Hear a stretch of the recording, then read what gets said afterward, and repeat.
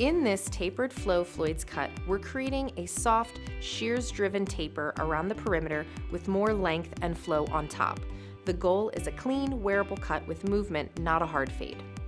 We'll start by wetting the hair and creating a horseshoe section to clearly separate the top half from the bottom half. From your dominant side, take half-inch diagonal sections starting right at the front hairline.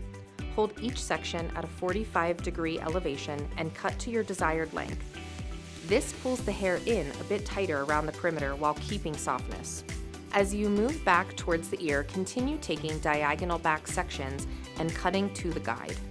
When you reach behind the ear, start over-directing those sections back to a point just behind the ear.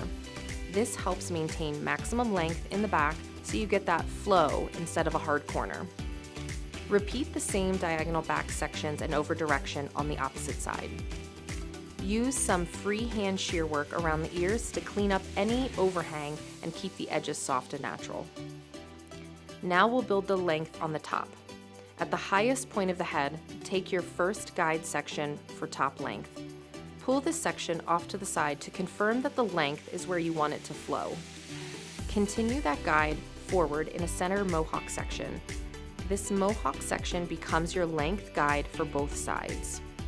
Split the center guide in half so you have a guide on each side. Starting just behind the ear on one of the sides, take vertical sections and hold the hair at a 45-degree angle. Cut to connect from your bottom length into your top guide. This helps preserve the most length. As you work towards the front hairline on that side, over-direct your last section at the hairline back to the previous section. This will help you to maintain extra weight around the fringe. Repeat the same steps on the opposite side. In the back, where the cowlick lives, check for the swirl pattern and take vertical diagonal sections at a 45-degree angle with the natural swirl. This keeps the crown controlled and allows the hair to flow naturally. Now we'll build a soft sideburn taper and refine that weight. To taper the sideburn, use your clipper with a number 4 guard in the open position. Anchor the clipper at a diagonal back angle in front of the ear and pivot out before you reach the parietal ridge. Focus only on the hair in front of the ear for this taper.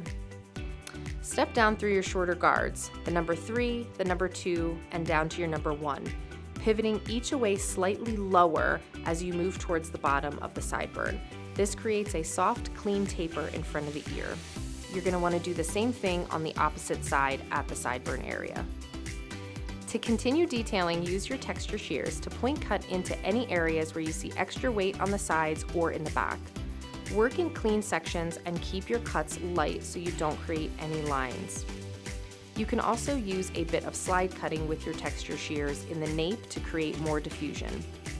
Blow dry the hair away from the face using your fingers to encourage the flow you want. Once the hair is fully dry, step back and do any additional texturizing needed to remove visible heavy spots. To finish, apply the Floyd's Grooming Refresh. Use 1 to 2 pumps, emulsify it in your hands, and comb your hands through the hair in the direction you want the flow to sit. Refresh will hydrate the hair and give it a light, natural hold that completes the airy feel. We'll close this service off with a hot lather neck shave and shoulder massage.